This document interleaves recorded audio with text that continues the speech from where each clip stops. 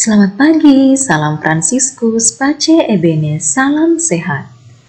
Hari ini kita akan mengenal mengenai data yang disajikan dalam bentuk diagram, serta belajar untuk membaca data yang disajikan dalam bentuk diagram. Nah, diagram apa saja yang akan kita pelajari hari ini? Yang pertama, kita akan mempelajari data yang disajikan dalam bentuk diagram gambar. Yang kedua, data yang disajikan dalam bentuk diagram batang. Dan yang ketiga, kita akan pelajari data yang disajikan dalam bentuk diagram garis. Selain itu, anak-anak juga akan belajar membaca data yang disajikan dalam bentuk diagram, entah itu diagram gambar, diagram batang, ataupun diagram garis. Nah, langsung saja kita pelajari ya. Yang pertama, mengenai diagram gambar atau piktogram. Nah, jadi anak-anak ingat ya, diagram gambar sering juga disebut dengan nama piktogram. Kenapa disebut diagram gambar? Ternyata diagram gambar ini merupakan diagram yang menggunakan gambar untuk mewakili banyaknya data, ya. Misalnya, menggunakan gambar buku untuk mewakili data buku, ya. Misalnya ibu membuat atau menyajikan data peminjaman buku di koperasi atau peminjaman buku di perpustakaan. Ya, maka data buku yang dipinjam anak, ya, ibu menggunakan gambar buku untuk mewakili banyak datanya. Entah itu satu gambar buku ini mewakili satu buku. Kan? Nah, selain gambar buku, boleh juga menggunakan gambar yang lain tergantung data yang ingin kita sajikan. Misalnya gambar mobil ibu gunakan untuk menyajikan data mengenai mobil atau kendaraan yang diparkir di parkiran sekolah. Ada berapa mobil yang terparkir di situ. Maka ibu menggunakan gambar mobil untuk mewakili banyak datanya. Ya. Nah, misalnya lagi ibu ingin menyajikan data mengenai banyak penjualan jeruk setiap hari. Hari pertama ada berapa banyak jeruk yang terjual, hari kedua, dan seterusnya. Maka ibu boleh menggunakan gambar jeruk untuk mewakili banyak jeruk yang terjual setiap hari. Nah, satu gambar jeruk seperti ini dapat saja mewakili data satu buah jeruk yang terjual hari itu. Boleh juga satu gambar jeruk mewakili 10 buah jeruk yang terjual atau mewakili 20 jeruk yang terjual ataukah 100 jeruk yang terjual. Tergantung data yang ingin kita sajikan. Nah, misalnya ini ditampilkan. Nah, ini sudah contoh dari diagram gambar ya. Nah, pada diagram gambar ini, gambar yang digunakan adalah gambar bayi ya, anak-anak ya. Nah, ternyata satu gambar anak itu mewakili 10 pasien ya. Jadi satu gambar anak mewakili 10 pasien. Nah, ini data apa? Ternyata ini adalah data jumlah pasien dari hari Senin sampai hari Jumat. Coba kita lihat. Ini anak-anak harus ingat. Satu gambar mewakili 10 pasien. Jadi pada hari Senin ada berapa pasien? Itu 10, 20, 30, 40, 50. Berarti ada 50 pasien. Boleh juga hitung banyak anaknya. 1, 2, 3, 4, 5. Baru dikalikan dengan 10. 5 kali 10, 50 ya. Nah, sekarang kita lihat Berikut yang Ibu sajikan ini masih diagram gambar. Nah, kita lihat di sini ini adalah diagram gambar mengenai jumlah buku siswa, ya. Oke, lihat keterangannya di sini. Satu buku cerita itu mewakili data satu buku, ya. Nah, berarti kita tahu sekarang Mita. Nah, ini bagian Mita. Buku Mita pada baris pertama, ya. Buku Mita ada berapa? 1, 2, 3, 4. Sehingga data ini boleh kita baca. Mita memiliki 4 buku cerita. Sekarang kita lihat Bayu. Bayu ada pada baris kedua. Berarti Bayu memiliki 1, 2. Bayu memiliki 2 buku cerita. Coba lihat Fitri. Fitri pada baris ketiga. Jangan sampai keliru melihatnya. Nah, Fitri memiliki 1, 2, 3. Berarti Fitri memiliki 3 buku cerita. Edo memiliki 1 buku cerita dan Ajeng memiliki berapa buku cerita? Coba dihitung baik-baik. Ajeng memiliki 5 buku cerita. Nah, sekarang kita lihat contoh berikutnya. Ini mengenai data hasil panen. Jadi lihat betul-betul keterangan pada kolomnya. Berarti ini adalah data hasil panen. Lihat kolom di sini. Dari daerah A, B, C, dan D. Oke, berarti data yang disajikan dalam bentuk piktogram ini adalah data hasil panen dari daerah A, B, C, dan D. Kemudian lihat keterangannya.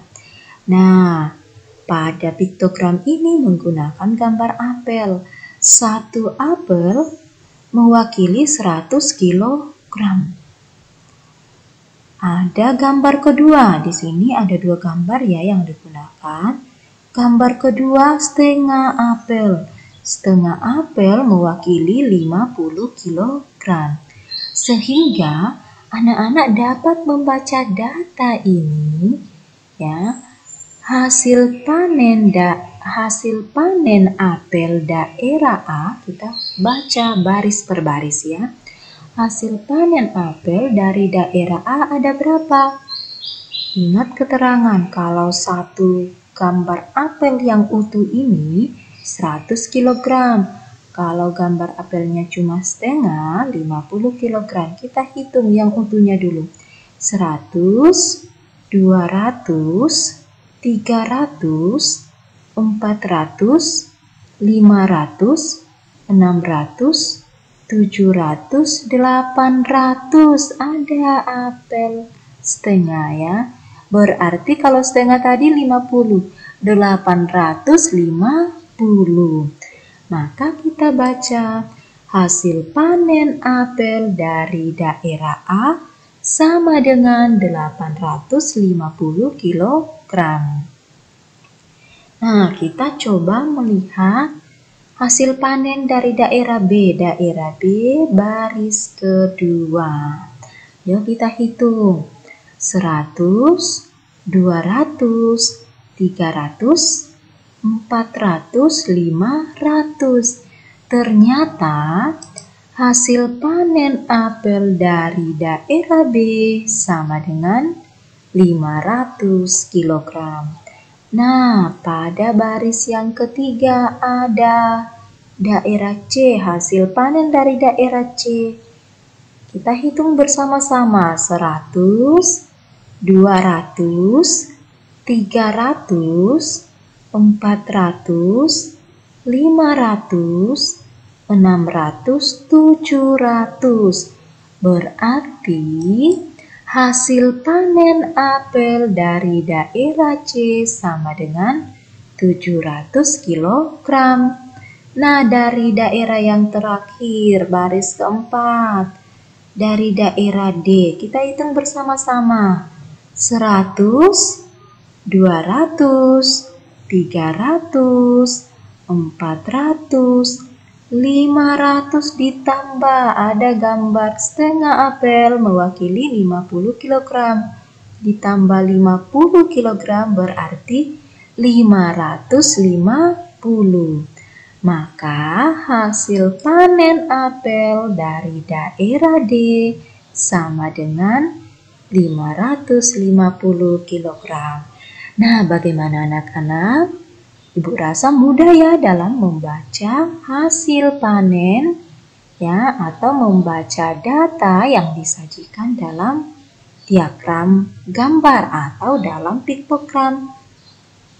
Nah, yang anak-anak harus perhatikan yaitu keterangan data apa yang disajikan. Jadi lihat keterangannya pertama-tama di sini ya.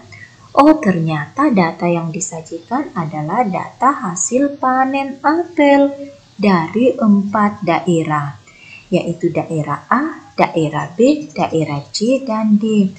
Nah, ini tidak kalah penting ya. Keterangan ini, 1 gambar apel mewakili 100 kg, setengah gambar apel mewakili 50 kg. Nah, jika anak-anak sudah tahu keterangan yang di sini, maka sudah dapat membaca data yang disajikan dalam bentuk diagram gambar ya. Nah, itu diingat baik-baik.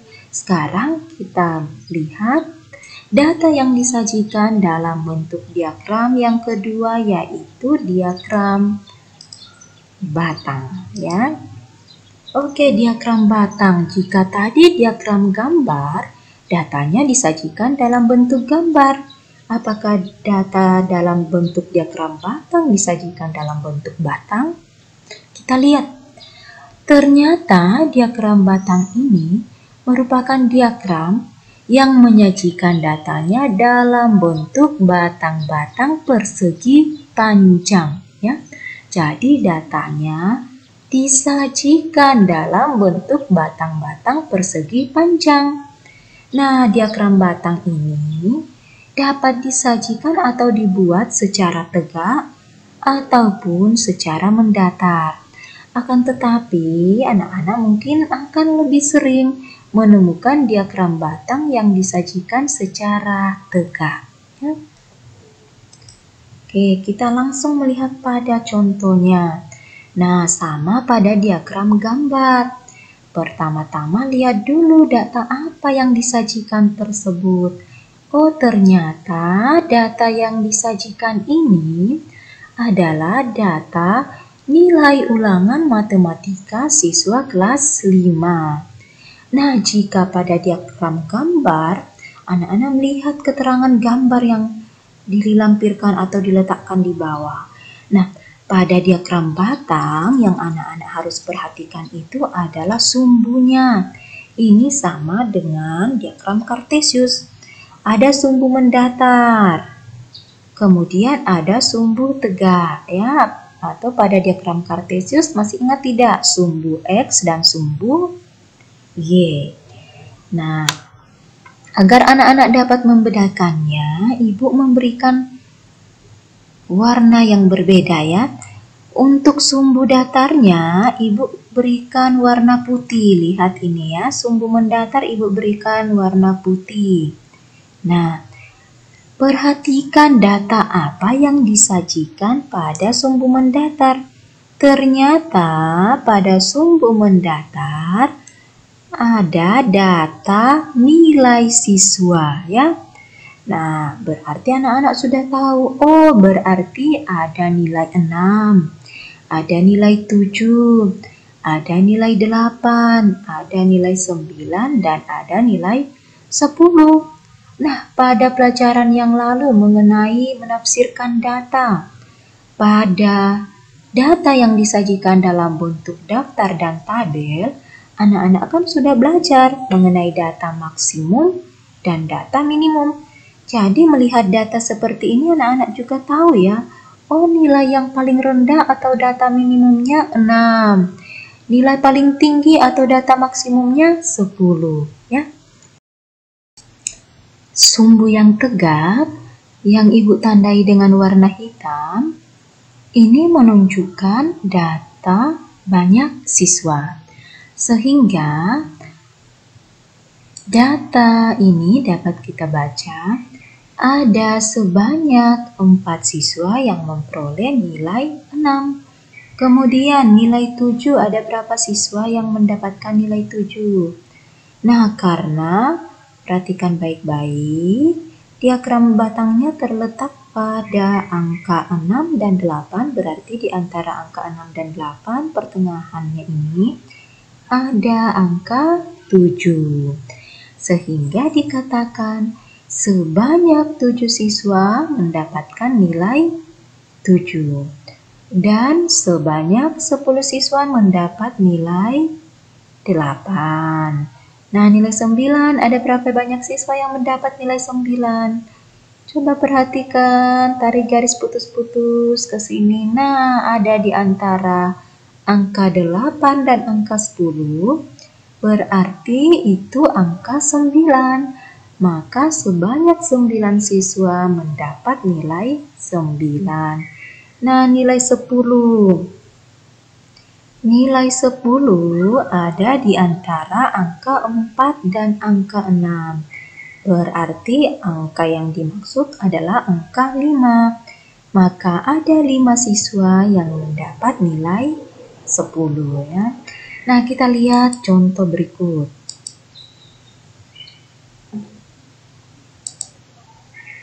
Data banyak siswa kelas 5 SDK Santo Fransiskus Assisi. Nah, jika anak-anak perhatikan, ada yang berbeda dari diagram batang yang pertama tadi. Nah, di sini ada 2 ya, batang persegi panjang. Ada yang berwarna hijau dan ada yang berwarna kuning ya. Nah, ternyata lihat keterangannya baik-baik, ada keterangan yang Ibu lampirkan di bawah.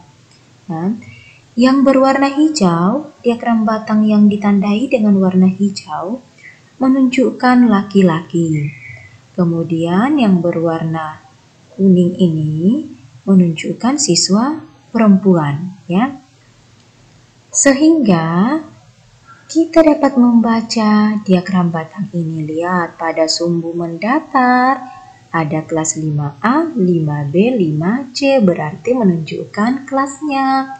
Kemudian lihat pada sumbu tegaknya ada angka 0, 2, 4, 6, berarti ini menunjukkan banyak siswa. Nah, sekarang ayo kita baca per kelas. Berarti lihat yang pertama, diagram batangnya berwarna hijau, berarti ada berapa anak laki-laki di kelas 5A? Nah, tempatnya di sini berarti pada angka 19 ya, di antara 18 dan 20. Pastinya angka 19 ya, pertengahannya. Maka dikatakan ada 19 anak laki-laki di kelas 5A dan yang perempuan ada berapa? Lihat. Pas pada 16. Ya, sehingga banyak siswa laki-laki kelas 5A adalah 19 orang dan banyak siswa perempuan ada 16 orang. Nah, kita lihat lagi berapa siswa laki-laki pada kelas 5B. Pada kelas 5B ada 18. Kemudian siswa perempuannya ada 16. Maka banyak siswa laki-laki kelas 5B ada 18 orang dan siswa perempuan ada 16 orang. Sekarang kelas 5C. 5C, lihat laki-laki ada berapa? Nah, sama dengan 5A tadi. 19 orang. Dan perempuannya kita tarik garis putus-putus. Ada pada pertengahan 14 dan 16, berarti angka 15. Maka banyak siswa laki-laki kelas 5C ada 19 orang dan siswa perempuan ada 15 orang ya. Nah, jadi inilah data yang disajikan dalam bentuk diagram batang ya. Sekarang kita lihat data berikutnya. Nah, jika sudah diagram gambar, diagram batang, sekarang kita lihat diagram garis. Diagram garis ini merupakan diagram yang menyajikan data dalam bentuk titik-titik ya, yang dihubungkan menjadi garis lurus. Nah, coba perhatikan contohnya. Nah, inilah titik-titik yang dimaksudkan ya. Kemudian ditarik garis melewati titik-titik tersebut. Nah, ditarik garis. Maka data inilah yang disebut data yang disajikan dalam bentuk diagram garis. Kurang lebih sama dengan data yang disajikan dalam bentuk diagram batang ya. Perbedaannya jika pada batang digambarkan atau disajikan dalam bentuk batang persegi panjang ya. Kalau di sini disajikan dalam bentuk garis. Nah, tetapi masih sama cara membacanya. Pertama kita lihat data apa yang disajikan. Oh, ternyata data berat badan Mita umur 5 bulan pertama. Kemudian kita lihat pada sumbu mendatar. Pada sumbu mendatar ada data bulan. Ini berarti bulan pertama, kedua, ketiga, keempat, dan kelima. Kemudian pada sumbu tegak ada berat badan dalam hitungan atau satuan kilogram. Ini artinya 1 kilogram, 2 kilogram, 3 kilogram, dan seterusnya. Nah, sekarang kita baca. Pada bulan pertama berat Mita berapa? Nah, tarik garis putus-putus atau kita hubungkan. Nah, tepat pada angka 3 ya, baris 3. Maka berat badan Mita pada umur 1 bulan yaitu 3 kilogram. Diingat, tadi satuannya kilogram, berarti 3 kilogram. Ya. Bulan pertama atau bulan ke-1 berat badan Mita 3 kilogram. Lihat lagi bulan kedua, ayo hubungkan bulan kedua. Nah, 4 kilogram. Bulan ketiga 5 kilogram. Dan bulan keempat 7 kilogram. Bulan kelima 8 kilogram. Nah, berarti berat badan adik Mita setiap bulannya selalu meningkat atau selalu naik ya. Nah, sekarang kita coba melihat contoh data yang disajikan dalam diagram garis berikutnya. Nah, di sini Ibu masih tampilkan garis putus-putusnya ya. Nah, biar lebih gampang ya, tidak keliru. Anak-anak boleh menggunakan garis bantu seperti ini, garis putus-putus. Ini mengenai data warna kesukaan ya. Pada sumbu mendatar mengenai warna kesukaan, berarti ada yang suka merah, biru, kuning, hijau, ungu, dan hitam. Pada sumbu tegak, O mewakili atau menyajikan banyak siswa. Nah, kita lihat warna merah. Ini dibantu dengan garis putus-putus. Kemudian ada 4 siswa. Sehingga banyak siswa yang menyukai warna merah, ada 4 orang. Sekarang kita lihat warna biru, ada berapa siswa yang menyukainya? Ada 6 ya. Banyak siswa yang menyukai warna biru, ada 6. Warna kuning. Oh, warna kuning ada 4, sama dengan warna merah ada 4 anak. Kemudian warna hijau. Nah, warna hijau ini sepertinya warna yang paling banyak disukai siswa. Karena ada 12 siswa ya, paling banyak. Ada 12 siswa, banyak siswa yang menyukai hijau. Warna hijau ada 12 orang. Warna ungu. Ungu lihat ada 3 ya. Banyak siswa yang menyukai warna ungu, ada 3 orang. Dan warna hitam. Warna hitam hanya disukai oleh 1 siswa ya. banyak siswa yang menyukai warna hitam, ada 1 orang. Nah, jadi anak-anak jika bingung atau belum mampu ya melihat sepintas, boleh membantu atau menggunakan garis putus-putus. Jadi silakan tarik garis putus-putus sehingga data yang anak-anak baca betul-betul tepat, tidak keliru ya. Nah, demikian materi kita hari ini mengenai mengenal data yang disajikan dalam bentuk diagram, entah itu diagram gambar atau piktogram, diagram batang, dan diagram garis. Ya, diingat baik-baik bagaimana cara membaca data tersebut ya. Semoga materi ini bermanfaat ya dan menjadi bekal anak-anak untuk mempelajari materi berikutnya, yaitu menafsirkan data dalam bentuk diagram ya. Nah, Ibu ucapkan terima kasih atas perhatiannya. Salam sehat untuk anak-anak.